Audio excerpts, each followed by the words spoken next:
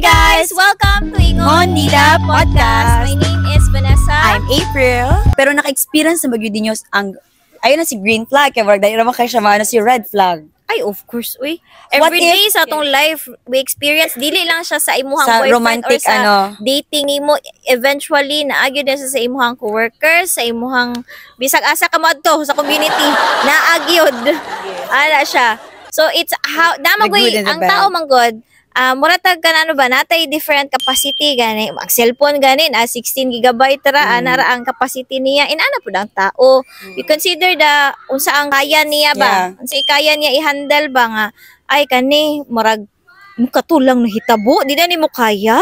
Anong, dali raman na, o dili ka kaingon, dili ka kaingon, kaya dahil imong ang capacity sa tao, emotional capacity sa tao. Para sa ko, ma-experience na ito ang red flag every day. So what if, or na, ikaw ang red flag, dili mo ka-date? Nakano mo kung na-ako'y stage nga ako ang red flag. Na-ako'y, ako ba, same ta? Na-ako'y stage sa akong life nga, red flag, dili man sa selfish. Kaya selfish ko ato na time. Kaya because, dagda ko magugusa. Kaluoy dahil kalit ba? Ana, huwag ka naman, feeling mo ka na, na-kay area sa imong life na deprived ka. Or feeling mo na kay part sa imong childhood deprived ka. So katumurag nagka-partner ka, immature kay ikaw, yung selfish pa job ka, na kanang gusto na ako receive. Ana lang gani. Ang pagsabot, receive. Wala na din ako na reciprocate ang katong patience atong nga person, ang katong love mo, tayong love language, wala na ako na ano. So ako ang naging toxic ato na time. Muamin. Ay, oo, kay katong na-meet na ako akong husband, dito jud ko nakaano na, kay lahi man siya, na-tolerate mo ko katong sa past. So katong sa akong husband, first time na ako na, di gyud niya amino niyang sala. Ako manggot kay, sala na ako, pero sala ni mo. Na ana gani. Si John, bigay pa yung siya, agiyon ko ka na, was it my fault? Ano ba? Buti po ako, kikisa kitong mali. Naanad mo ko sa una na maski wala pa, sorry, wala, amino na ni mo, ikaw ang mali. Pag-abot sa yana, dili, gingnan jud ko niya verbal, dili ako mag-sorry. Hanayon na to ha. Di ba kanina moment, inganing orasa, gano'n siya, hala, oo nga. Nakarealize ko, dili lang dahil dapat puro ako. Ako na din naging toxic. So dito na ako nakaano na, pag mata na pril, charot na. Ingato. So, kamo. Nakita naging red flag mo. Oh, sige, maski di romantic. Everyday like ako, I had an experience before. Wapan siya ko kanang date dyan na kanandugay dyan kaayo, like boyfriend and girlfriend na dyan na dating stage. Getting to know lang noon. Pero before I had an experience, kaning nga guy, naday siya ginapanguyaban lain. Tapos ginawin po ko niya. But at that time, wala ko kabalungan, naday po na siya ginawin na lain. Tapos, parang similar mi ba? Siguro ganahan siya mga pares ako nga type. Ang girl pa marag similar ming duha. Sa personality. Ano ba? Tapos, kanang Christian po, ano ba? Tapos, ganawin ko niya. Ganahan mo ko siya kay, he's a smart guy. Bagan ko ganang, ganing kastorya. In the church. Dili mo sa church. Tapos, later on, sige ko devotional. Tapos, every devotional ako, mo mention sa Lord, do not be deceived by His sweet talks. Tapos, maalala siya kung ano man eh. Wala man eh. That time, magkamura gana. Grabe no? The Lord is speaking tapos, yes, tapos, wala po na ako gipansin. Nagpadayo lang ko. Until na-fall ko. Tapos, oh my God. Tapos, mga to niya, supposed to be kay mag-meet, kaya na mura gathering something. Tapos, devotional ako in the morning was, kanang, wala ko gipalakaw ni Lord. So, ana siya nga, postpone what you're going to do today. Postpone it tomorrow. Ana to sa word. Sige, wala ko nilakaw. Tapos, after a week na-reveal na nada siya laing gana ligawan. Tapos na-witness pa siya na ako. Oh, really? Pero at that time, kay murag, wala na ako na-hurt kaayo kay. Ako ang una na let go. Although painful but good. Tapos, siro ako nga, hala no, red flag. Dato na ako na-realize, red flag dahil no, kay kanang, dali ko ni Too. So after that, murag, hala gani kanang, giluwas ko the Lord from being deceived by this person. So after that, careful na ko sa, gusto mo musulod sa imuhang life, ambaga. So parang, red flag dito, no? Parang something ba, it's a bad thing dahil nga, mugo lang ko directly without consulting, number one, the Lord, tapos, wala na ako gitimbang akong heart, akong mind. Swift to decide. Yes, tapos, murag, the Lord saved me from a bigger heartache. Although, na-hurt pa ka. Kaya mo asa po ka. But later, pagpabukahan na ng Lord, mong mata na, nga nung nakagusto man ko, ani. Diba, as early as that Nga dili man ni worth it. Di ba, as early as that, murag na-realize na dayon ni mo ay ba, murag ipakita na dayon si mo, usap pa kaya ka-hurting kung kamo na. Yes. May uban experience ka na later pag yun. Later Hindi pa, dayon, yes. not as early as that na ma-realize nila na red flag maday niya na. How about mommy? Oh, na po ko'y red flag.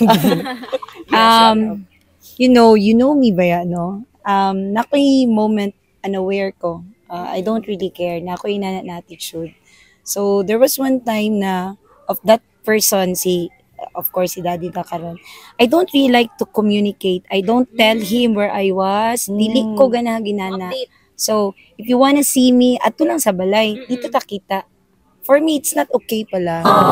Na, red flag siya ba? Kay, kanang, ang tao na try na to give you quality time, na dili makabuhat kay it's because you shut off one spot sa communication.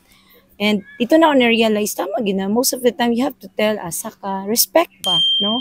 Somebody's Hindi mo na committed pangulit, Oh, Oh. with your pero time. oo. Tapos ikaw, baka nang wala lang. So, I was taken aback na, no? Dapat one way, kanang jud siya. Dapat equal footing ta in terms of communication. So, somehow, sablay ko din na, most of the time, communication. Go on with my journey ba na. So, for me, Uyan pa mo na mi. yes. Oh, so, there was one event na na-spoil gid siya. It's because kanang wala ko nag-give sa kung asa ko, ana-ana. It was Valentine's Day. Then, katong caretaker sa mong school, ngayon siya, Ron, kanang nabi si Sir Rods, diniganiha. Nya, actually, yan ang bulak ko. Nana siya sa basurahan. Baga, na, dito ko na yung gulak.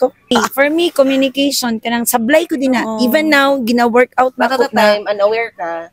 Unaware kay murag kanang kanang growing up na wala ni man experience ang mga Wala good na practice. memories sa high school and college kay all the while I've been working lang ana.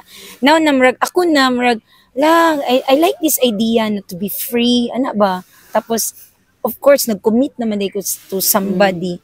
So kana murag gina-practice na nako kanunay kay si Daddy mag-remind sa ko aron communicate. So kana sablay ko gamay din ha. Napug ko yung mga portion po in our relationship now na dili kay ko mag-effort ba of telling him where I was. So, gina-workout yun na ako kanunay. It's a really red flag for me.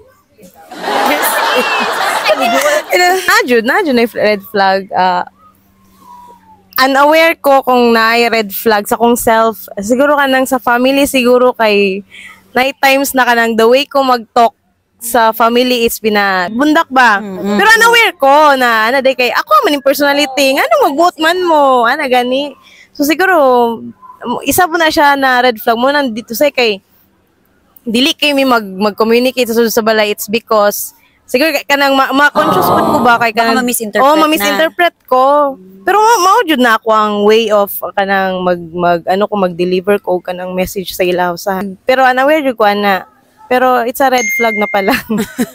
Ako ang red flag, way back ni siya sa atong mga ginapang date ko sa una ka na ganing naamag ko'y anger man, wala ko'y anger issue ba, nga pag masuko ko ka ng, kailangan gid ako masulti tanan every word yun nga gusto gid ako isulti, dili gid pwede nako i-filter. But ma-empty yun ang nasa imo ang yes, o eventually, kato siya is kanang murag na sanay ko nga perminti inato kung ginabuhat sa iyahan niya, kanang siya kay mas mature siya sa ako tapos kanang kasabot siya it's okay kanang murag si John pud nga so what happened communicate ana ba di ba ako sanay nga kanang murag ko dili murag ganang i-utter gid ako mga words tanan kay kung dili na ko i-utter sakit akong ulo or balik-balikon ko gid na every time murag everyday ko na siya dili ko mo end ma-end ra ko ko nahuman ako istorya sa imong tanan. So, throughout sa murag tulo ka tuig nga inato na perminti nga gamay kay nga problema nga halimbawa, kailangan ako imong favor nga niya, dili ko nimo matuman kanang nya nasanay ko nga ihatag nimo perminti, nya munag dayon ko. So, moto ko ang eventually dagi bulagan. Ala lang. Ni let go yun siya. Mo gito kong pinaka red flag. So, mo pud to siya ang time nga murag daghan po nakaparealize ako ato kay I thought nga murag siya gitong guy nga wala ko siya mo-consider na ex na kanang bad kay siya kanang genuine iyang heart ba kay tungod kay gusto siya magpastor, unya the way he talks, the way he communicates sa imuha, dili siya kanang mo consider siya sa imong feeling. Unsa di mo na feel lalagot ka? It's okay, malagot jud ta. Inana gani ako kay kanang very immature kayo. Kana may immaturity, kanang mga anger issues, very naging that's pregnant. Check tanan. Check. Every time. So, to wrap it up, na ba kay kaligoon? Oh, kaligoon na kay ta. Uy, ano madunggan ba niya ang waves? As Grabe. in, namin na kayo Lami na kayo magtampisaw. Magtampisaw ang buntis. Gusto Yes. mag-banana boat. So kani to wrap it up, unsa man niyong advices, especially karon sa mga very open na kay ang mga dating karon, dili lang sa dating app. Yes, dating app sa online date, dili na siya murag sa una nga letter. Idol sa unang Yeah, mga letter. letter lang, mga kuan. Unsa yung advices especially nga dili murag somehow dili na kay nato makitaan ang katong mga old times ba nga kanang traditional kay nga nga dating nga muadto sa balay, mangharana, maginana. How can you discern nga kanang murag okay ni siya ika-date nga lalaki? Unsa yung mga advices? Ikaw may kay na naman For me, 30 years of time now and time before is exactly the same. So if you set this type of dating style for yourself, then there would also be red flags and green flags to be seen right away. But for me, slow to decision, always communicate with your parents, and of course, say to the Lord. Because Amen. Maujud na. if you are so swift in choosing somebody, kay ma-experience na kanang heartbroken, madali ka maka-experience yung ka ana. But if you have to wait parang right timing, syempre emotions mo gina tong istorya pag ma-attract ka sa opposite sex, ang tendency mga teenager karon kay mo na to siya ana. But look at your standards. Dito ka mo base ba? You set standard to yourself ba na hayaan lang ba nimo na inani lang imong maabtan sa imong kuan karon, sa imong ginapangarap na dream kay ana pa. So for me, you have to set, for me dili gyud magdali-dali kay napagay mga That's right. people na mabot sa imo this person might just be the first step para makita nimo sa pag mas maayo. Dili gyud magdali, bahalag ka nang siguro maabtan og time. Anyway, wala may limit sa mga romance. Pero be swift, pili if you pick this one, for me it holds for me forever mo na siya. Don't play around for me. Don't play around kay time is evil. Grabe na gyud ang mga Super. temptations Yeah. karon. And we shouldn't also forget na natay standards when it comes to dating with the opposite sex. Kay we are born manggod na dili lang kanang yaga-yaga. Kanang for me, you should take care this body. It's a temple of God. For me gyud kanang hinay-hinay kay kanang unsa ginabuhat sa society natanaw sa tanan marag kanang okay pero di na acceptable before God. So syempre Exactly. natay mga follow na mga morality. So for me kanang maminaw gyud sa mga parents, sa mga adults around na tan-aw nila kanang namo gyud na sila eye ba of kanang looking at somebody, makita na Exactly. nila kay nauna sila sa crib baga. So be swift to listen, discern, mga discerning spirit kay para dili ka masakitan. So Kay ano naagi lang. na consequences no. Yes, Abot. oo. Dapat ipang consider para you will never be kanang di ka maguba ba. Based from my experience so dili gyud magdali. So dili pod kay langay-langay yon pod no. Di pod kay Balance. langay-langay yon, balance ha. Oo. Correct. Kay kuan man na kanang kumbaga physical, emotional magtapad gyud na tanan. Oo. Ay lang gyud pag sobrang dali kay lisod pod if you are not prepared for the kuan ba ng mga butang na what mo na expect. Mo lang. Chris, ano mo ka-advise, Chris? In dating. Kuan siguro, before entering the relationship, kailangan prioritize first yourself. Dapat prepare ka sa imong kaugalingon, mentally, spiritually, physically, financially. Okay, para at least if ever na kayo ma-encounter na mga circumstances sa relationship, at least prepare ka. So, ana. That's it. Irene. Sa Irina. Naingo na nila tanan. I think do not follow your heart. Kay mostly magulo yan sa follow your heart. But do not follow your heart kay of all ba the most deceitful kay ang heart. So if naay mang ligaw, if you want to date someone, ito same. Parang pause muna, nasa. And then consider after 3 years. Try lang. Tapos nasa, ana. Oh, correct kanang ako ay advice is kanang choose character development lang sa una. Yes. Una sa character development kay eventually murag maano nimo ba murag sa imuhang character na handle na nimo to nga situation, so dili na mag-worsen in the long run nga eventually mag-ano ka minyo ka ana gani, or kung halimbawa man gyud nga dili for you ang dating, just enjoy kung unsa imong hilig or unsa imong gusto buhaton sa imong kinabuhi Kasi mong calling. because we are not meant to have Don't limit yourself na kanang married, ano lang we are not meant to have a partner gyud or unsa ba nga para sa kuha lang na ha, kung dili man gyud para sa imuha ang kanang akuan, so you choose life and choose yourself always jud. Yes. So, naingon naman nila tanan. Pero tama, ako nga parang habang nagano ko sa inyo, 2 words lang yun. Ay, 3 words, hindi. Actually, parang don't rush.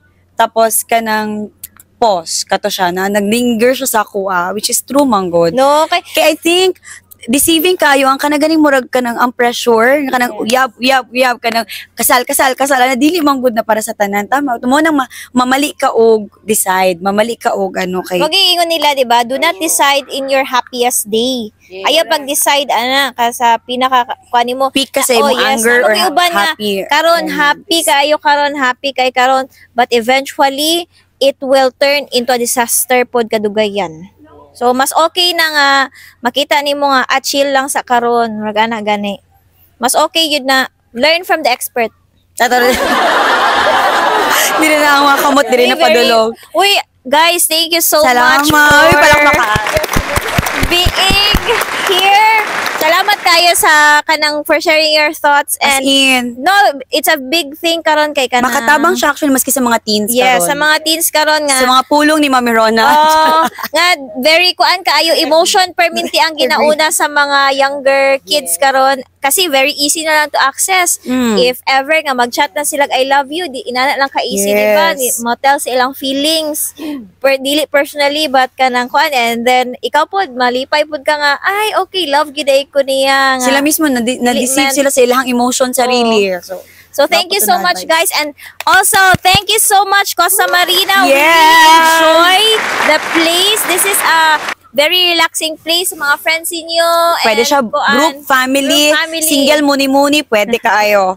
And guys, daghang salamat, and this is Ingon nila!